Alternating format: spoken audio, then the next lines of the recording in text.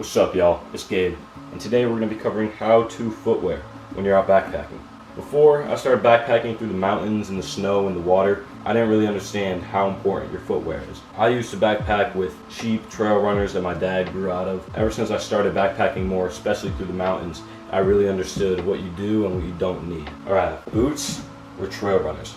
Now, if you saw the last video I made, you already know what I'm about to say, but I prefer boots over trail runners. I like the ankle support it gives you. I like how high it's raised up to, so it also helps in deep snow and water. But I could see how you like trail runners. They are lighter, easier to move in. If you saw the last video, Gore-Tex, I already showed this off. These are essentially waterproof. Now right here, it might not be as waterproof right here because if it's not super tightly tied, it might seep in, but everything below this is completely waterproof.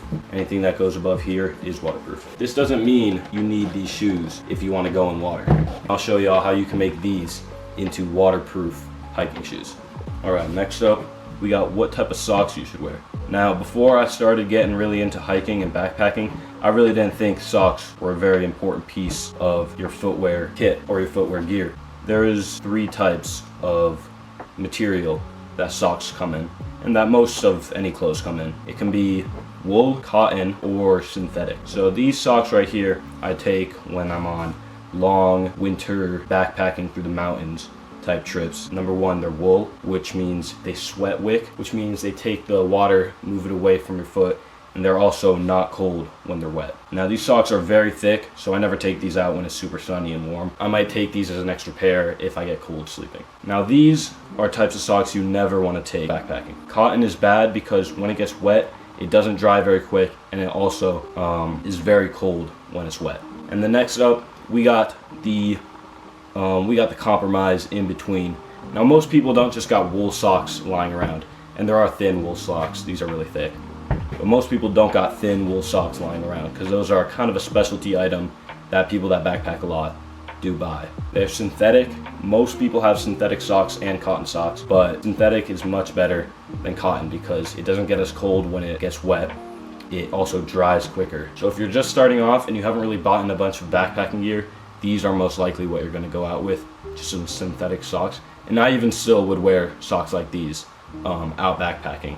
I don't wear just wool. But one thing I never wear is cotton. Some ways to identify cotton socks, like this shirt, is very heavy, it's very thick. Synthetic is going to be more thin. Synthetic also looks like breathable, like Nike shirts or breathable Adidas shirts. They're called like, it's got a name, Dry Fit. Pretty sure it's like Dry Fit. Wool is more of a specialty material. You'll find these at like REI, or you'll find them at backpacking shops. Alright, next up, we got the item that will change your hiking forever. These are gaiters. Now these gaiters go around your ankle up to your calf, because these are calf gaiters, which means they go up to your calves. There are shorter gaiters, there are even longer gaiters, but these are a nice medium-sized length that I like because you can take them kind of anywhere. If you get too long, then you can't really take them on short trips, and if they get too short, then you can't really take them on deep snow trips. And so the reason I say these will change your hiking forever is because these will be the #1 reason your shoes and your socks stay dry. Because you might have really long Gore-Tex boots, but there are always going to be creeks that will go much higher than this. Now these aren't very expensive. These are only 20 to 25 bucks. I'll put the exact picture of what these are on the screen. I got them on Amazon. They have this strap that goes under your boot. Now they used to have a little strap that makes them tight up here, but they actually broke.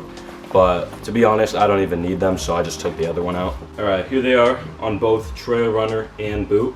Alright, what I forgot to mention is gaiters and trail runners are only really for dirt and pebbles. Boots and gaiters are for like deep, rugged snow and deep water. Gaiters aren't just for big hiking boots. They also can be put on trail runners. Alright y'all, it's time to test these 3 methods. We got the boot method, we got the trail runner method, and we got the budget method. Alright, I've switched to pants because I just find the gaiters perform better in pants.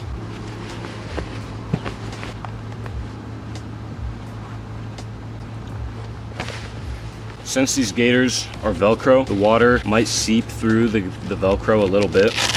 So I actually do suggest zippered, full waterproof if you are using shorts. When you have pants and they go over like this and you put the gaiters over them, it's a lot of protection that will keep the water out. So yeah, if you ever use shorts, make sure your gaiters are completely waterproof, or a little water might seep in. But if you wear gaiters, it is always better than nothing, because these gaiters aren't just meant for keeping water out, they're also meant for keeping dirt and pebbles out, because you know, no pebble is getting into this shoe because of all this stuff I got on. This will protect me from any water, any snow. Now, when you want to cross streams while using gaiters, to get the most out of your gaiter, you want quick, firm movements into your stream. You don't want to sit and wait around, because water will start to seep in. All right, yeah. I'm feeling no water seeping in right now. Let's get it a couple more.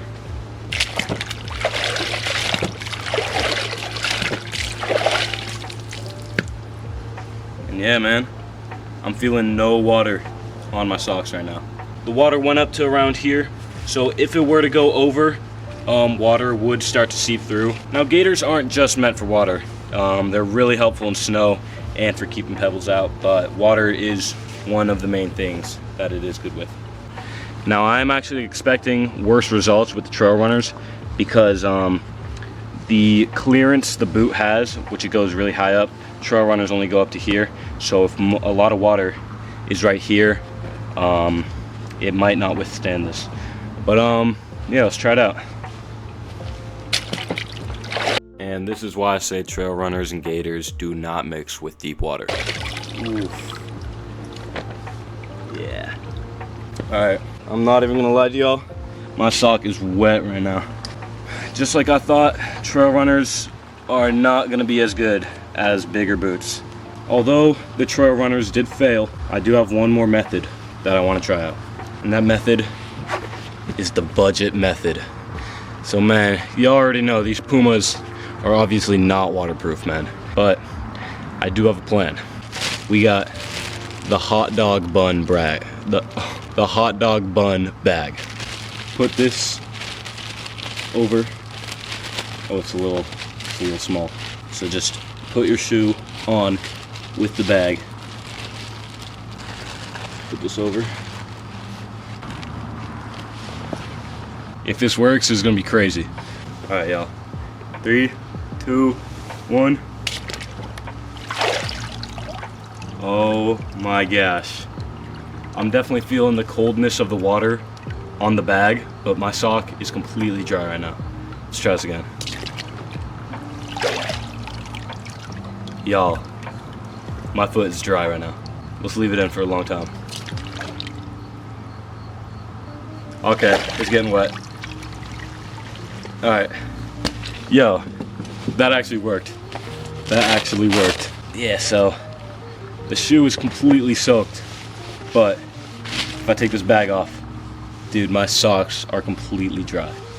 So, you know, man, I'd actually wear these into the mountains. Call me crazy, man, but if I had this and the bag method and the gaiters on, I would not mind wearing these out on the trail. Even if I had the bag method on these shoes, this would make these better. But hey, man, I learned a lot. Shorts and gaiters don't mix very well. Gaiters are for rough conditions like snow and deep water.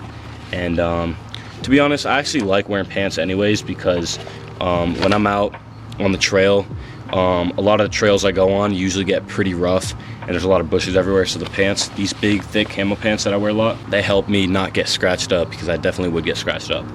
Alright, I hope y'all enjoyed this video. I definitely learned a lot, man. Trail runners and gaiters do not mix, man. I really thought they did, but I never tried them, so I mean, my go-to is going to be the boot, pants over the boots, and then the gaiters. That combo is unmatched. But if you're just starting out, the bag method, the bread bag method, is actually kind of crazy. This is going to be the end of the video. If y'all enjoyed, like, comment, subscribe. Comment if I missed anything, like if you enjoyed, and turn on the post notifications, little bell, because you get notified when I upload. And check out my TikTok, Gabe Curiel 9 on TikTok or something like that. I just post random TikToks, And yeah, if you're coming from my TikTok, that's pretty sick. I don't think a lot of people come from my TikToks because my TikToks aren't about my YouTube channel. It's just like random stuff. A lot of people subscribed since my last video. That was kind of crazy, like 10 people or something. So I do appreciate it. It's pretty sick. If y'all enjoyed, see y'all next time.